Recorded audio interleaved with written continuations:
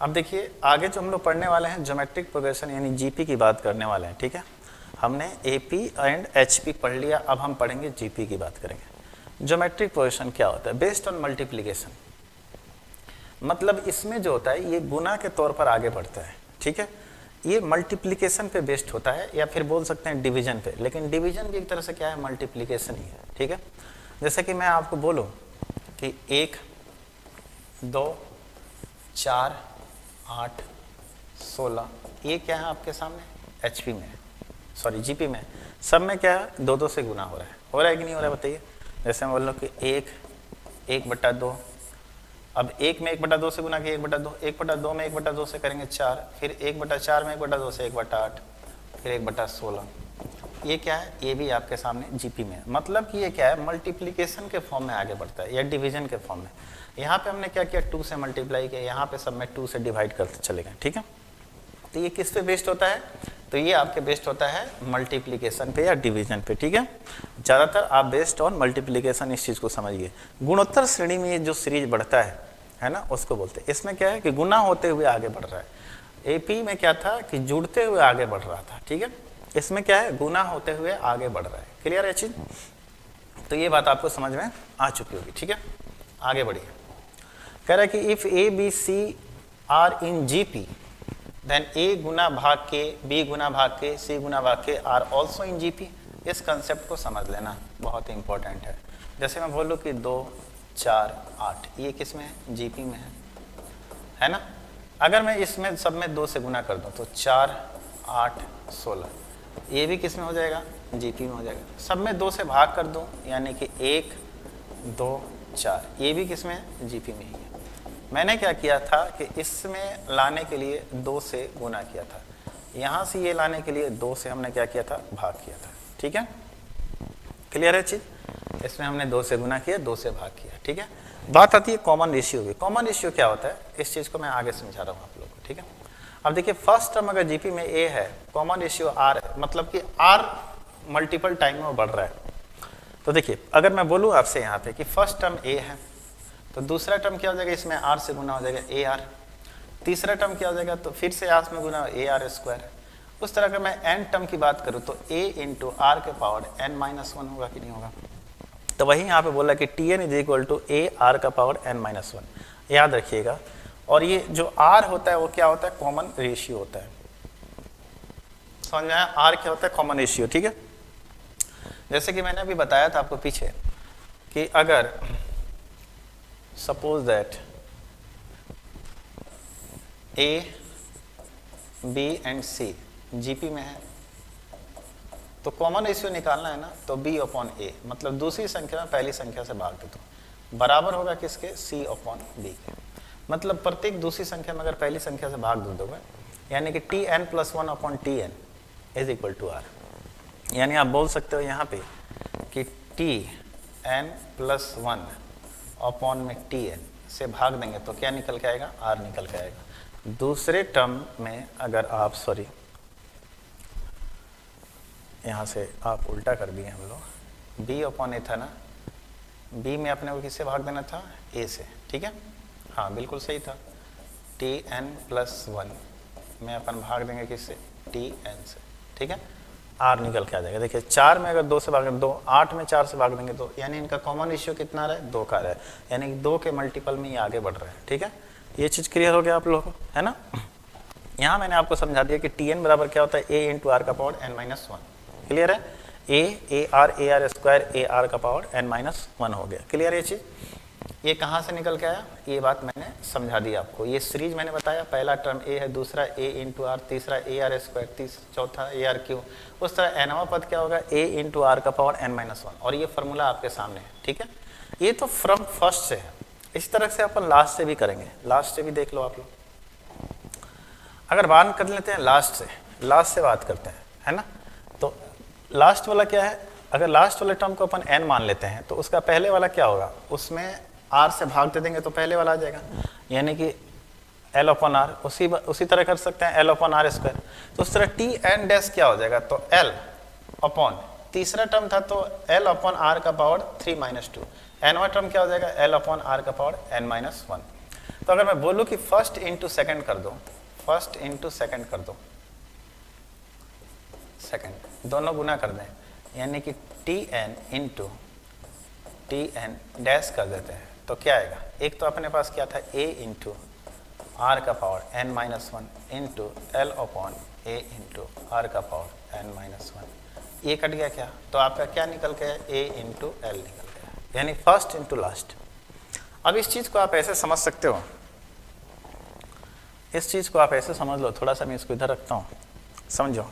जैसे मान लेते हैं कि 2 4 8 16 32, पहला और गुना लास्ट को, 32 दूना 64, 16 चौका 64, 8 का स्क्वायर कर दो 64, क्योंकि इसका कोई पेयर नहीं है तो इसको डबल कर दो, पावर में मतलब 2 बार गुना कर दो, 8 8 64 कर दो। क्लियर है? तो देखिए फर्स्ट इंटू लास्ट करने पे हमेशा क्या आ रहा है? कांस्टेंट आ रहा है कि नहीं आ रहा है? तो वही बात करें, product of equi distance terms from start and in GP, from start है ना, फ्रॉम स्टार्ट एंड लास्ट, यहाँ पे लास्ट छूट गया है, from start and last in GP is always constant. याद रखना इस बात को, इससे आगे सवाल बनेंगे आपके, है ना। यानी कि कहने का मतलब ये था कि इक्वी डिस्टेंस, कहने का मतलब था कि जो दूरी है वो अगर किसी सीरीज का जीपी में पहला पद इधर से लेते हैं तो लास्ट वाला लास्ट पद लेंगे, अगर इधर से दूसरा तो इधर से सेकंड लास्ट, इधर से थर्ड नंबर तो इधर से थर्ड लास्ट, है ना। अगर इन दोनों को गुणनफल करेंगे तो हमेशा क्या आएगा? कांस्टेंट आएगा, हमेशा इक्वल आएगा, और इस चीज़ को आपने यहाँ पे समझ लिया, ठीक है। तो अभी तक आपने टी एन जान लिया, टी एन डैश भी जान लिया, ठीक है। चलिए आगे बढ़ते हैं। कह रहा the eight term of GP is equal to, eight term आपको निकालना है। आपके सामने सीरीज क्या है? 2 6 18 एंड 54। सबसे पहले तो ए का मान कितना आ गया? 2, एंड आर का मान कितना है? तो 6/2, यानी कितना आ गया? 3। तो आपको कितना निकालना है? 8 टर्म, यानी कि T8 निकालना है। तो T8 इज इक्वल टू क्या हो जाएगा? A इंटू आर का पावर n-1। तो A की वैल्यू आपके सामने कितनी है? A की वैल्यू आपके सामने कितनी है? 2, R की वैल्यू कितनी है? 3, एंड 3 का पावर 8-1 यानी कि 7, है ना।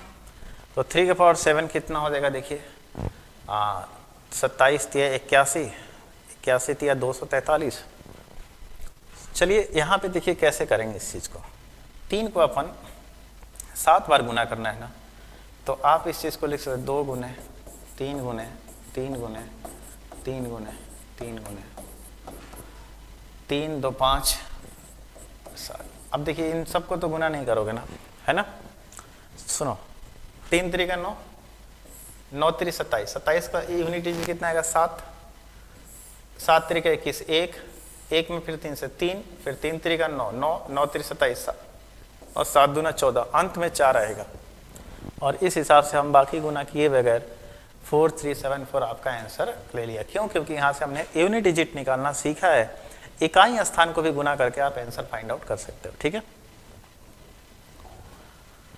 चलिए, which term of the GP is 5 10 20 is 1280, है ना। चलिए 1280 कौन सा टर्म है? ए कितना है? 5, है ना। कॉमन रेशियो कितना है? तो 2 है, का power n-1, A into R का पावर n-1। 5 से काटो, कितना आ रहा है? 5 दूना 10, 2 आया 28, 5 5 25, 5 6 30, यानी 2 का power n-1 is equal to कितना आया? 256। क्या मैं 256 को लिख सकता हूँ ऐसे? हाँ, 2 दूना 4, दूना 8, दूना 16, दूना 32, है ना। 2 दूना 4, दूना 8, दूना 16, दूनी 32, दूना 64, दूना 128, दूना 256, यानी कि 2 का पावर अपन इसको लिख सकते हैं 8, बिल्कुल। तो n बराबर कितना हो जाएगा? यानी n-1 is equal to 8, then that imply n बराबर कितना हो जाएगा? 9। यही आपका आंसर है, यानी कि 9th टर्म, ठीक है। क्लियर है? यहाँ से कितना टर्म आया आपका? तो 9th टर्म आया। क्लियर है चीज? आगे बढ़िए। कह रहे कि if k-1 2k+1 and 6k+3 are in GP, then the value of k is. अब यहाँ से समझिए, अगर मान लेते हैं कि a, b and c are in किस में है? जीपी में है, तो बोल सकते हैं कि b/a बराबर होगा सी अपॉन बी के, यानी कि बी स्क्वायर बराबर क्या हो जाएगा ए सी। ये कंडीशन फुलफिल करेगा किसके लिए, जीपी के लिए, यानी बीच वाले पद का स्क्वायर दोनों पद के गुणनफल के बराबर है। यानी बोल सकते हैं 2k + 1 का स्क्वायर बराबर है k - 1 इंटू 6k + 3k, है ना। चलिए कर लेते हैं 4k स्क्वायर, है ना, +1 + 4k बराबर 6k स्क्वायर, है ना, माइनस का 6k प्लस का 3k, यानी कि -3k -3, है ना। एक साइड इसको लेके आओ, यानी कि इसको सबको उधर लेके आ जाओ तो 2k स्क्वायर, है ना, 2k स्क्वायर प्लस का था तो उधर जाके माइनस का 4k माइनस का 3k -7k +1 -1 -4 बराबर 0। ये कितना हो जाएगा 8, यानी कि इसको किस में तोड़ेंगे अपन, इसको तोड़ेंगे अपन किस में, इसको तोड़ सकते हैं अपन तो -8 और +1 में तोड़ सकते हैं। तो k की वैल्यू यहाँ से क्या आ जाएगी, k की वैल्यू एक आ जाएगी 8 और एक -1, 2 मल्टीप्लाई में तो 2 से डिवाइड कर देंगे, यानी k की वैल्यू कितनी आ जाएगी 4 है। ठीक है, ये फ्रैक्शन वाले पार्ट तो क्लियर होंगे नहीं, तो बोल सकते हैं क्या यहाँ पे कि k का मान कितना संभव है, तो k = 4। क्या संभव है आपके सामने, तो k = 4, है ना, समझ में आ गया। k = कितना आएगा 4 आ जाएगा। ठीक है, बात समझ में आ गया आप लोगों को या नहीं, ठीक है। चलिए करें 1/3 x1 x2 and 9 are in GP, है ना, यानी कि पहला पद कितना है आपके सामने 1/3 है, आपको तीसरा पद निकाल के लेके आना है, चौथा पद आपके सामने दे रखा है ना, x2 का मान लेके आना है, यानी a की वैल्यू तो आपके सामने 1/3 दे दी। अब अपन जानते हैं t4 यानी कि 9 दे रखा है बराबर 1/3, है ना, r का पावर कितना तो 4 - 1 3, यानी 3 3 का 9 3 27, यानी r 4 है तो 4 - 1 3 हो जाएगा। r³ बराबर कितना 27, यानी r बराबर यहाँ से कितना 3। a की वैल्यू आपके सामने दे दी है 1/3, r की वैल्यू 3, तो आपको t3 यानी कि x2 निकालना है, यानी कि t3 बराबर x2, t3 बराबर क्या हो जाएगा a, है ना, इंटू r कितना है 3 का पावर n - 1 यानी कि 2, यानी कि कितना हो जाएगा t3 टर्म, है ना, तो r का पावर आप r बराबर कितना आ गया यहाँ पे 3 3 का 9 3 27, ठीक है, 3 का स्क्वायर 9, सॉरी यहाँ पे a की वैल्यू कितनी है 1/3 है ना, यानी आपके सामने आ गया 9/3 यानी कि 3। क्लियर है, यानी कि x2 का मान कितना आ गया 3 आ गया। समझ में आ गया। देखिए a अपने सामने दे रखा है, चौथा पद दे रखा है तो वहां से हमने r निकाल लिया, तो हमें तीसरा पद निकालना, हमने निकाल लिया तीसरा पद, सिंपल था, है ना। चलिए आइए आगे बढ़ते हैं। करें फिर a term of the GP = इसका 8th टर्म निकालना है आपको, तो 8th टर्म यानी कि t8 निकालने के लिए अपने क्या करना पड़ेगा, a2 इंटू r कितना है 2 3 6 6 3 18, 3 का पावर 7। ठीक है, अब देखिए शायद ये अपन पहले भी कर चुके हैं, ये अपना कितना देगा 4374, ठीक है, कितना देगा 437। समझ में आ गया। चलिए आगे देखते हैं। You can let number in GP में अगर आपको नंबर लेट करना हो तो क्या करोगे, अगर आपको जीपी में नंबर मानना हो तो कैसे मानोगे, तो देखो जीपी मानने का एक तो तरीका है आपके सामने 1 2 4 मान सकते हो इसको, ठीक है, मैं लिख देता हूँ। सबसे पहले तो आप ट्रेडिशनल आ जाओ, a मान लो एक बीच वाला, तो a/r और ar, 3 टर्म मानने हो तो ऐसे मान लो, 5 टर्म मानने हो तो ar², और यहाँ पे कर लो आप ar², है ना। अगर आपको 4 टर्म मानने हो यानी कि ये तो ऑड में हो गया, क्या हो गया ऑड में। अगर आपको इवन की बात करनी है तो इवन में कैसे करोगे, तो a/r और ये क्या हो जाएगा ar, है ना। इसमें देखो अगर इनका डिफरेंस ले तो आर स्क्वायर का, तो ये क्या हो जाएगा ए आर क्यू, और ये क्या हो जाएगा आपके सामने ए आर क्यू। तो इवन नंबर में आप ऐसे मान सकते हैं। अगर आपको न्यूमेरिकल वैल्यू मानना है तो न्यूमेरिकल वैल्यू में आप कैसे मान सकते हो, 1 2 4 मान लो न्यूमेरिकल वैल्यू में, ठीक है, ये जीपी में। या फिर आप कभी कभी आप 1 1 1 भी मान सकते हो, ठीक है, क्या मान सकते हो, 1 1 भी मान सकते हो। क्लियर है, आप इस तरीके से मान सकते हो। तो मैंने आपको 4 तरीका बताया जीपी में टर्म्स मानने का, ठीक है। वर्ड में कैसे मानोगे, इवन में कैसे मानोगे, ठीक है। अगर न्यूमेरिकल वैल्यू में मानना है तो आप कैसे मानोगे, ठीक है। आगे बढ़िए, मानने का तरीका हो गया ये। If A B C are in GP then A plus B two B and B plus C are in. अगर ए बी सी जीपी में है मेरे दोस्त, चलिए तो ए बी सी हम 1 2 4 मान लेते हैं। ए बी सी की वैल्यू हमने 1 2 4 ये जीपी में है। तो ए प्लस बी कितना हो गया 3, 2b यानी कि 4 एंड b प्लस सी यानी कि 6, है ना। अब बताइए इसमें 3 4 6 आया ना, ये 3 4 6 आपके सामने किस में है। तो अब हमें पता करना है कि 3 4 6 किस में है। हमने सही किया है, a प्लस बी यानी कि 3, 2b यानी कि 4, b प्लस सी यानी कि 4 2 6, ठीक है। अब देखिए ये 4 3 4 6 किस में आएगा, है ना। तो आप एक बात याद रखिए, 6 30 18 दूना 36/9 बिल्कुल। अच्छा, अपने को ये तो पता चल रहा है कि जीपी तो है नहीं, जीपी इसलिए नहीं है कि बी स्क्वायर यानी कि 4 चौका 16 6 3 18 बराबर नहीं हो रहा है। एपी की बात करें तो 4 दूना 8 6 प्लस 3 9 हो रहा है। तो कहीं ना कहीं एचपी हो सकता है। तो एचपी एचएम निकालने का क्या फॉर्मूला था, 2ab upon a plus B. तो 2 × 3 × 6 अपॉन 6 प्लस 3 9, यानी कि 3 से 3 बार में एंड 3 से 2 बार में, यानी कितना आ गया 4, यानी बीच वाला टर्म 4 आ गया। तो बोल सकते हैं किस में है, एचपी में। किस में है ये, एचपी में है। क्लियर है चीज। अगर आप 1 1 मानते तो यहाँ भी 2 आ जाता, यहाँ भी 2, यहाँ पे 2, कंट्राडिक्शन हो जाता, ठीक है। तो इसलिए हमने क्या मान लिया, 1 2 4 मान लिया था। और देखिए मान के भी ये सवाल कितना आसान हो गया, ठीक है। आगे देखिए कह रहे कि pth qth and R term of A GP is equal to A B C of A GP B A B C respectively. Then अब देखिए पी टी, अब जीपी की बात कर लेते हैं, T P T Q and T R. अब देखिए यहाँ पे अगर मैं p की जगह 1 ले लूँ, सपोज दैट पहला पद, और हमने जीपी में टर्म क्या माना है 1 2 एंड 4। अगर p की जगह 1 रखते हैं तो यहाँ पे भी 1 आएगा, और 1 क्या है a के बराबर है। अगर q की जगह आप 2 ले लो, है ना, तो यहाँ पे भी 2 आएगा, क्योंकि दूसरा टर्म क्या है 2 है, जो कि किसके बराबर है, b के बराबर है। अगर r की जगह आप 3 ले लो तो ये किसके बराबर हो जाएगा 4 के, क्योंकि हमने c माना तीसरा। अब आपके सामने कुछ सवाल है।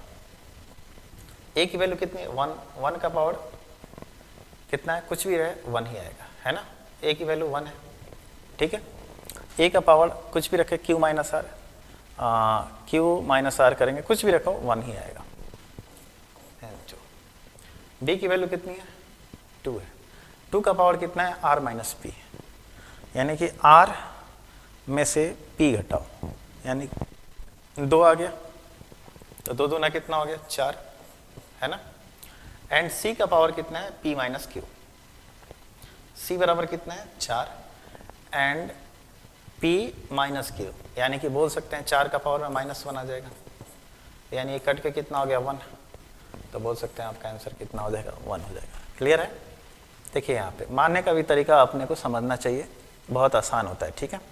कैसे मान सकते हैं इस चीज़ों को, ये चीज़ आपके लिए थोड़ा सा प्रैक्टिस करेंगे ना तो ये चीज़ें क्लियर हो जाएंगी आपको, ठीक है। अगला कह रहा है कि the third term of A GP is 4, the product of its first 5 term. अब देखिए थर्ड टर्म का जो है ना प्रोडक्ट वो किसके बराबर है 4 के बराबर है। यानी कि देखिए A R square A R cube and A R का पावर कितना है 4। If third term of A GP is equal to 4, यानी इसका मान आपके सामने कितना दे रखा है 4। The product of first 5 term, 5 term कितना हो जाएगा 1 2 3 4 5, ठीक है।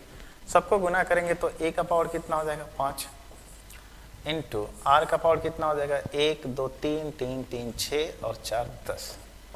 अपन इसी चीज को लिख सकते हैं क्या बताइए, a r स्क्वायर का पावर 5, बोलिए लिख सकते हैं क्या, a r स्क्वायर का पावर 5।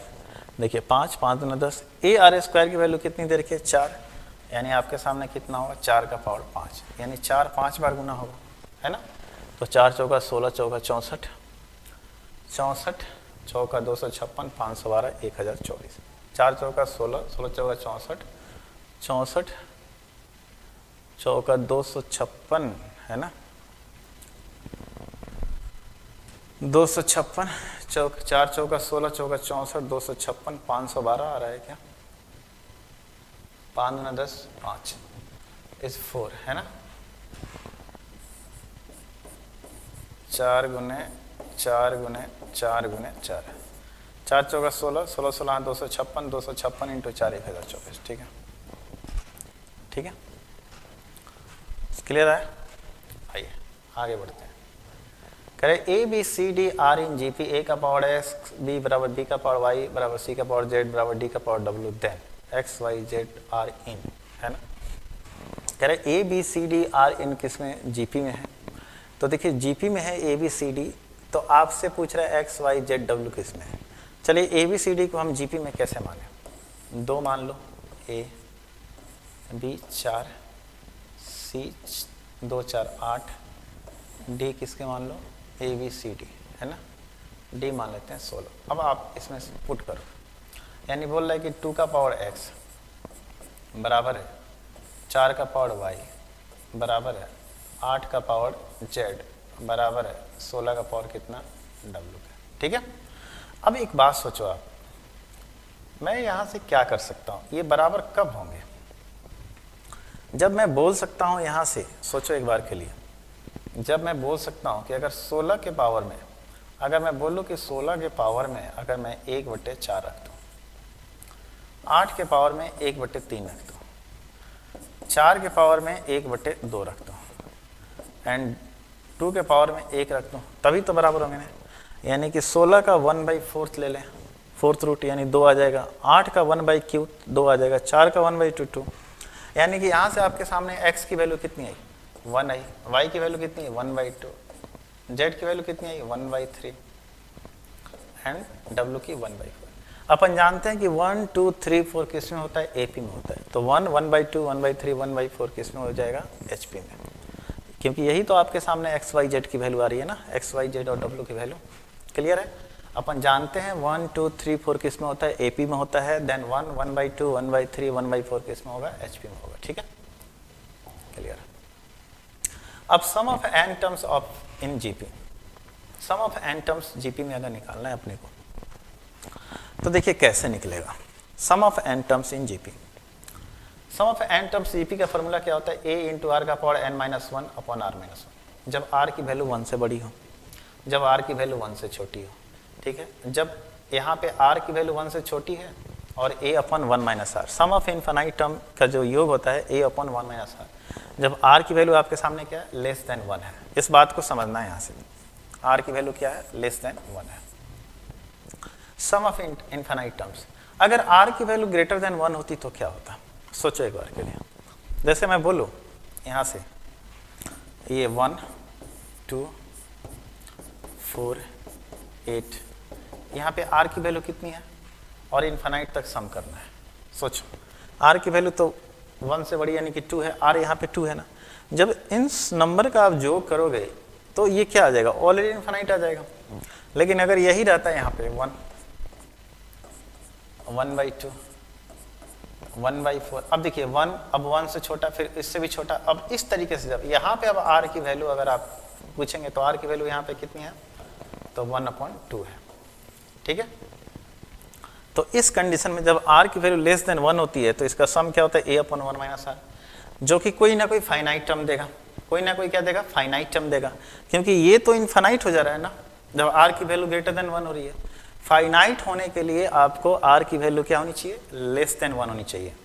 इनफाइनाइट टर्म्स के अंदर अगर किसी सीरीज का सम अगर फाइनाइट हो रहा है, इसका मतलब क्या है कि r की वैल्यू लेस देन 1 है। ये भी बात आप समझ सकते हो। उल्टा भी चल लो आप एक बार के लिए, अगर आप 1, 1/2, 1/4 इस तरह इन्फाइनाइट तक आप ऐड कर रहे हो तो कोई फाइनाइट नंबर आ रहा है, मतलब कोई नंबर्स आ रहे हैं आपके पास। ये तभी पॉसिबल है ना जब r की वैल्यू लेस देन 1 होगी। जब r की वैल्यू ग्रेटर देन 1 होगी, इसका मतलब क्या होता है कि ऑलरेडी इनका सम क्या हो जाएगा, इनफाइनाइट हो जाएगा। बहुत सिंपल सी बात है, बहुत ही सिंपल सी बात है। इतना समझ में आ गया होगा आप लोगों को। तो आइए आगे बढ़ते हैं। चलिए इसको करने से पहले एक बार इसको देखिए। If the third and fifth term of A GP is 12 and 48, इसको भी छोड़िए, पहले ये देखिए।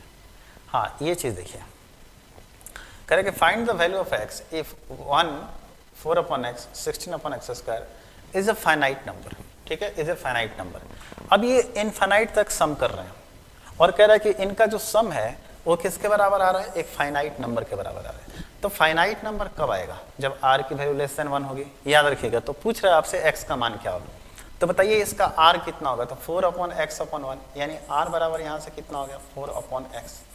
तो बोल रहा है कि r की वैल्यू आपके सामने क्या होनी चाहिए, लेस देन 1 होनी चाहिए, यानी कि 4/x लेस देन क्या होनी चाहिए, 1।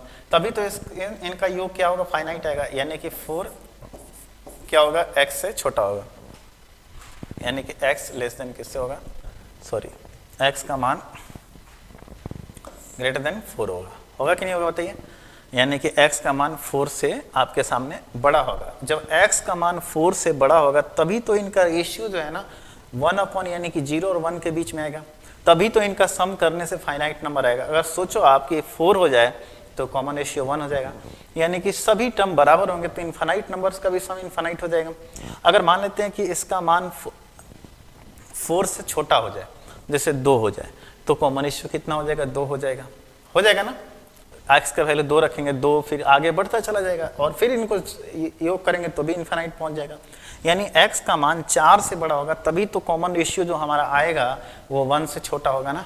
जब यहाँ पे x की वैल्यू हम 4 से बड़ी रखेंगे तभी तो हमारा कॉमन रेशियो जो होगा 1 से छोटा आएगा, और 1 से छोटा आने के कंडीशन में ये इनफाइनाइट नंबर का सम फाइनाइट आएगा।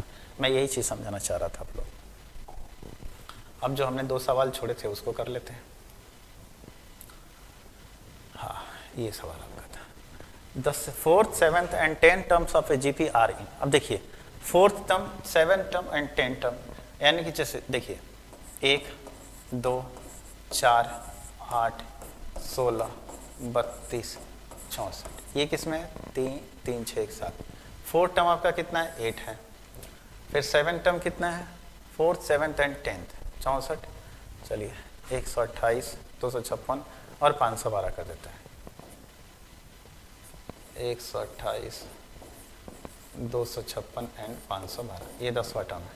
7th कितना है, 64, और ये कितना है, 512, यानी 8, 64 एंड 512। इस किस में 64 में 8 से 8 में 8 से गुना किया, तो ये भी आपका क्या है, एक जीपी में ही तो आया है ना। वैसे भी देखें आप, इनके बीच 3-3 का गैप आ रहा है कि नहीं आ रहा है। जब 3-3 का गैप आ रहा है यानी गैप समान है, इनकी नंबर ऑफ इंटरवल उनके भी समान है, ठीक है, तो भी क्या होगा, जीपी में ही होगा। अगर यही कहता 4th, 7th and 9th term are in, तो ये जीपी में नहीं होता। क्या होता, ये जीपी में नहीं होता। वही करता 2, 4 एंड 6, तो ये क्या होता है, जीपी में होता। समझ में आ गया, क्योंकि इनका इंटरवल क्या है, इक्वल है। क्लियर है चीज। चलिए आइए आगे बढ़ते हैं। करें 3rd and 5th term of A GP are 12 and 48, its second term है ना। 3rd टर्म कितना है, 12 है, यानी कि 12 बराबर क्या हो जाएगा, a इंटू आर का power 2। And 4th, 5th term है कितना है आपके सामने, 48, तो 5th टर्म क्या हो जाएगा, a इंटू आर का पावर 4 है ना। अपन ये फर्स्ट है एंड ये सेकंड है, हम सेकंड अपन फर्स्ट कर देते हैं, यानी कि a से a कट गया, आर स्क्वायर बराबर कितना हो जाएगा, तो आर स्क्वायर बराबर यहाँ से 4 आ जाएगा, तो आर बराबर कितना आ गया, 2।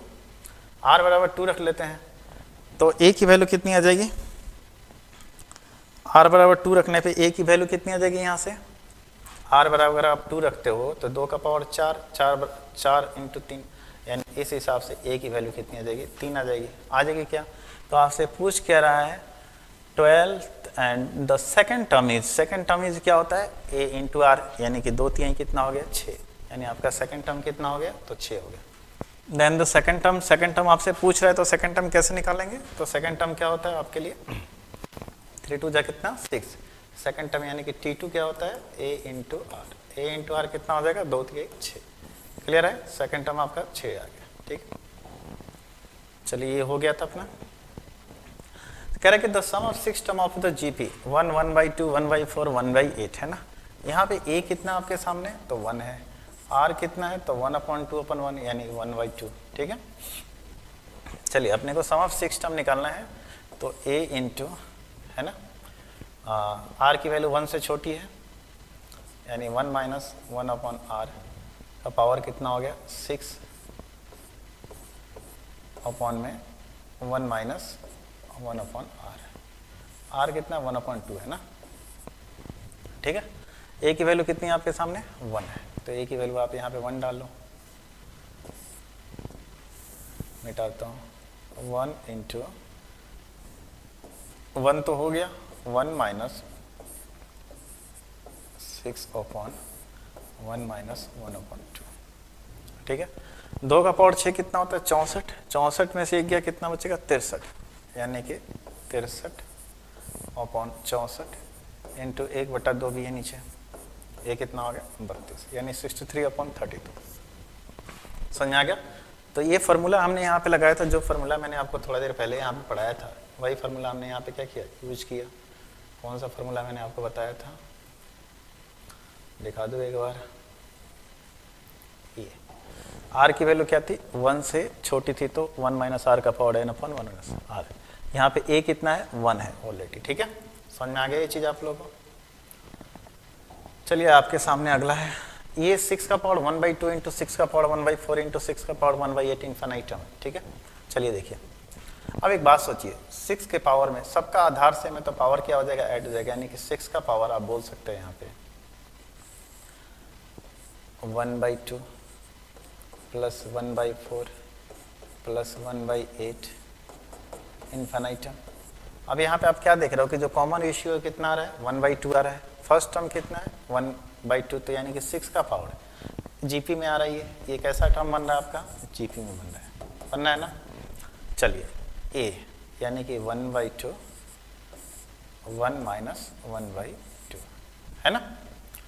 A अपॉन 1 माइनस R है। ठीक है, तो 1 माइनस 1/2 कट गया यानी बचा क्या आपका? 6।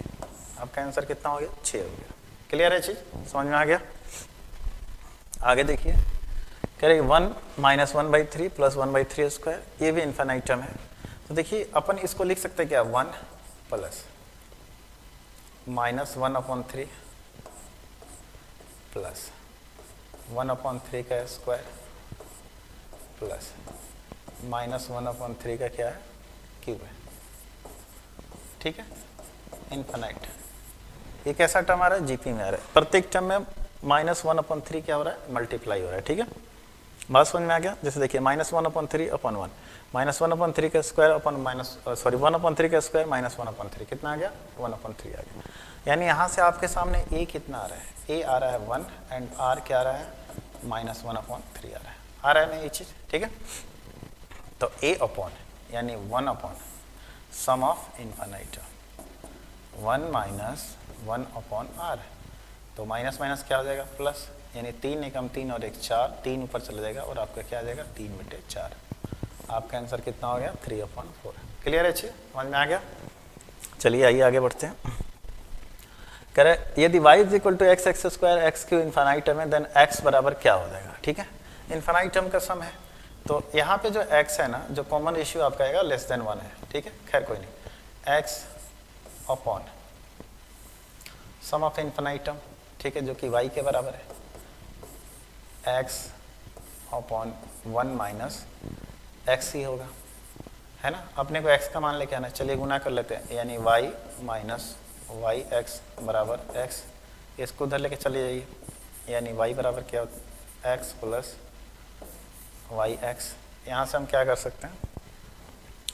x कॉमन कर लेते हैं, यानी कि y बराबर x इंटू 1 प्लस वाई। ठीक है, दैट इम्प्लाई x बराबर क्या आ जाएगा? y upon 1 plus Y. X की वैल्यू कितनी आ जाएगी? y upon 1 plus Y. ये भी इन्फिनाइट टर्म का सम का हमने क्या निकाला, फार्मूला लगा दिया, a/1 - r, है ना। चलिए आगे 1 + 2 + 2 का स्क्वायर + 2 का power 3 and so on n 2 का power n 600, least value of n, मतलब इसका मान जो है 600 से बड़ा होना चाहिए। उस कंडीशन में n का सबसे छोटा मान क्या होगा। सबसे पहली बात देखते हैं, तो इसमें कॉमन रेशियो कितना है, 2 का है। कॉमन रेशियो कितना है, 2 का है, यानी a की वैल्यू कितनी है, a बराबर आपके सामने आ गया 1 एंड कॉमन रेशियो कितना आ गया, 2 आ गया। क्लियर है चीज, है ना। तो आप जो है इसका सम करेंगे तो क्या आएगा, a तो 1 है, r का पावर n-1 यानी 2। अब देखिए यहाँ पे कितने टर्म है, अगर 2 का पावर 1, 2 का पावर 2, 2 का पावर 3, 2 का पावर n, यानी यहाँ से लेकर यहाँ तक देखा जाए तो n टर्म है और पहले भी एक टर्म है, यानी बोल सकते हैं n+1 टर्म है, यानी कि n+1, यानी 2 का पावर n+1, है ना। r का पावर n-1 अपॉन r-1, यानी 2 - 1 ग्रेटर देन कितना होना चाहिए, 600। क्लियर है, क्लियर है। तो ये नीचे तो 1 हो गया, 2 का पावर 1, ये कितना हो गया 601, है ना, यानी 2 का पावर n+1 601 होगा क्या बताइए, माइनस का 1 हो जाएगा प्लस में हो जाएगा ना। 2 का पावर n+1 ग्रेटर देन की वैल्यू 600 है। n का मान कितना रखने पे इसका मान 600 से बड़ा होना चाहिए, लिस्ट मान अपने को चाहिए। तो 2 का पावर 5 32, 2 का पावर 6 36 64, 64 का 28 7 हो गया, 8 256, 9 512 और 10 कितना आ जाएगा 1024, यानी 10 कितना आ जाएगा 1024। देखिए 2 का पावर 5 कितना होता है 32, 2 का पावर 6 कितना होता है 64, 2 का पावर 7 कितना होता है 128, 2 का पावर 8 कितना होता है 256, 2 का पावर 9 कितना होता है 512।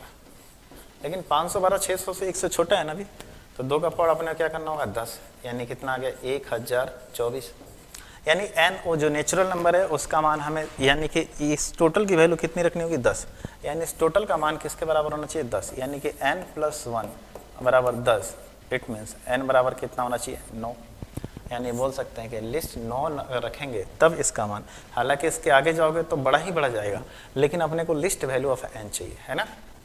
तो इस कंडीशन में n का मान कितना रखेंगे 9 और 9 + 1 10, यानी कि 2 का पावर 10 जो सबसे लिस्ट नंबर है जो कि 601 से बड़ा होगा। ठीक है, समझ में आ गया। चलिए आइए आगे बढ़ते हैं। 1 + 1/2 है ना। अब देखिए यहाँ पे, अब देखिए ये 2 का पावर 1 है, 2 का पावर 2 है, यहाँ पे 2 का पावर n-1 है, तो 2 का पावर n-1 टर्म और +1, यानी 2 का पावर n टर्म हो गया।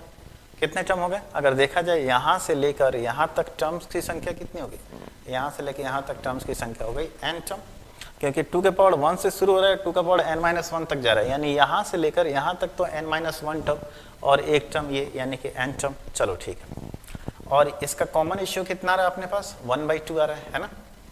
तो a तो चलो 1 है और अपने कॉमन रेशियो 2 1/2, यानी कि 1 - 1/2 का पावर n, ठीक है, अपॉन 1 - 1/2, कोई फर्क नहीं पड़ेगा, 1/2 आ जाएगा। ठीक है, 1/2 ऊपर जाएगा, इसका मान बोल रहा है कि 2 जो है -1/1000। ठीक है, समझिएगा इस चीज़ को, यहाँ तक आ गया अपना। ठीक है, अब देखिए यहाँ पे ये 2 चला जाएगा ऊपर, क्लियर है, ये 1 - 1/2 2 आएगा। ठीक है, 2 से गुना करेंगे तो 2 - 1/2 का पावर n-1, और यहाँ पे लेस बोल रहा है 2 - 1/1000। ठीक है, देखिए ये भी कट गया। अब माइनस का साइन अगर हटाएंगे तो इनक्वालिटी चेंज हो जाएगा, और फिर अगर रिवर्स करेंगे तो इनक्वालिटी यही बना रहेगा, यानी कि 2 का power n-1 less than equal to 1000। याद है ना आपको, 2 का पावर 10 कितना होता है 1024, है ना। 2 का पावर 10 कितना होता है 1024। ठीक है, तो 1000 जो है बड़ा है ना, 1024 जो है 1000 से कितना है छोटा है, लेकिन ऐसा रखना है यहाँ पे तो 2 का पावर 9 रखना पड़ेगा, नहीं 512, यानी बोल सकते हैं कि यहाँ पे 9 रखेंगे, यानी कि n minus 1 is equal to 9 रखेंगे, तभी तो n बराबर 10 आएगा। क्लियर है? तो n का मान पूछ रहे हैं जो कि 1000 से छोटा होना चाहिए। अगर 2 का पावर यहाँ पे ये टोटल 10 होता तो 10 का मतलब 1024, जो कि 1000 से क्या हो जा रहा है, बड़ा हो जा रहा है। आपको इस कंडीशन को फुलफिल कराना होगा। देखिए यहाँ पे मैं आपको समझा दूँ एक चीज़, मैं थोड़ा सा इसको कंपाइल, देखो यहाँ से मैं समझाता हूँ एक बात आप लोगों को। सबसे पहले मैंने 2 काटा, दोनों तरफ से 2 काटा, क्या कोई नहीं, यहाँ पे भी माइनस था, यहाँ पे भी माइनस था, तो माइनस का साइन हटेगा। जैसे मान लेते हैं कि सपोज दैट, ऐसा समझ लो, मान लेते हैं कि 2 माइनस 1/a ऐसे लेस दैन 2 माइनस 1/b, ठीक है। तो देखिए जैसे ही 2 काटा, खैर कोई बात नहीं, पॉजिटिव संख्या काटा कोई, लेकिन निगेटिव काटेंगे ना तो इनक्वालिटी चेंज हो जाएगा, यानी कि 1/a ग्रेटर देन 1/b हो जाएगा। जब फिर इसको रिवर्स करेंगे तो फिर से इनक्वालिटी चेंज हो जाएगा, यानी कि a फिर से लेस देन b हो जाएगा। याद रखिए इस चीज़ को, है ना। इनक्वालिटी का नियम आपको पता होना चाहिए। तो वही काम यहाँ पे हुआ है, ठीक है। सिंपल एंड शॉर्ट है। बोल रहा है कि ऐसा n का मान रखो कि इसका 1000 से छोटा है, तो 2 का पावर 9, यानी n-1 की वैल्यू किसके बराबर होनी चाहिए, 9 के बराबर। तो n के बराबर कितना हो जाएगा, 10। क्लियर है चाहिए, n की वैल्यू कितनी हो जाएगी, 10। समझ में आ गई ये बात आप लोग, है ना। आगे कह रहा है if the sum of n terms of A GP is 2 का पावर n-1, कह रहा है कि if the sum of n terms of A GP is equal 2 का power n-1 then its common ratio is sum of n term of GP 2 का power n-1, है ना। तो आपको क्या लग रहा है कॉमन रेशियो क्या होना चाहिए, है ना। आप सम ऑफ n टर्म का फार्मूला क्या होता है, a इंटू 2 का पावर n-1/2-1, ठीक है। क्या मैं इसे 2 का पावर n-1 से रिलेट कर दूं, a की जगह क्या रख दें, 1 रख दें, r की जगह क्या रख दें, 2 रख दें, r की जगह 2, देखिए तो r की जगह 2 का पावर r का पावर n-1 2-1, ठीक है। तो यानी कि r आपका क्या आ गया, यहाँ से 2 आ गया।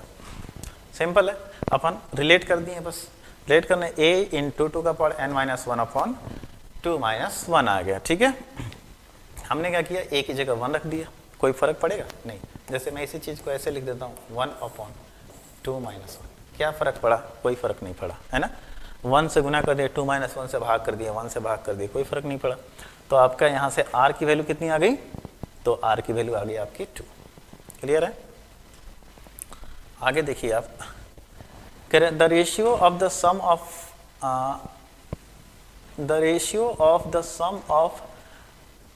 First 3 term is to that of first 6 term is equal to 125:152, then common ratio, ठीक है।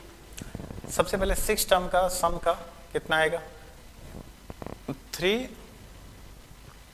The ratio of the sum of the first 3 term, है ना। चलिए फर्स्ट 3 टर्म का सम निकालते हैं ना। फर्स्ट 3 टर्म का सम क्या है, मान लेते हैं फर्स्ट टर्म a है, कॉमन रेशियो कितना है, r है, तो a इंटू r का पावर n, तो 3 है तो 3 रख लो, -1/r-1 upon a into r का पावर 6 -1/r-1। इनका रेशियो कितना दे रखा है, 125/152, है ना।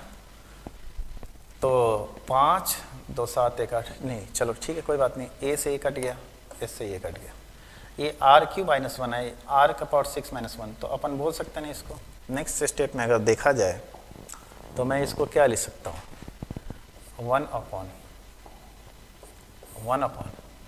r का पावर 3 +1 लिख सकता हूँ क्या, बताओ।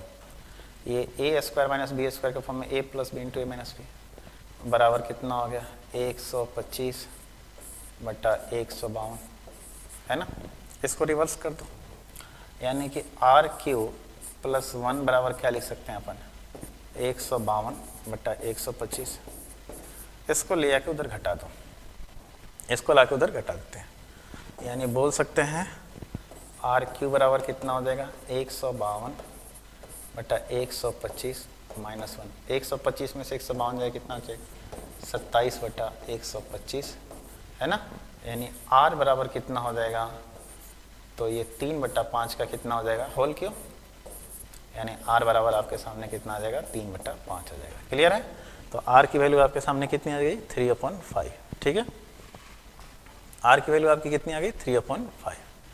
समझ में आ गया ये चीज़, कितना आ गया 3/5। क्लियर है, कोई डाउट यहाँ पे नहीं।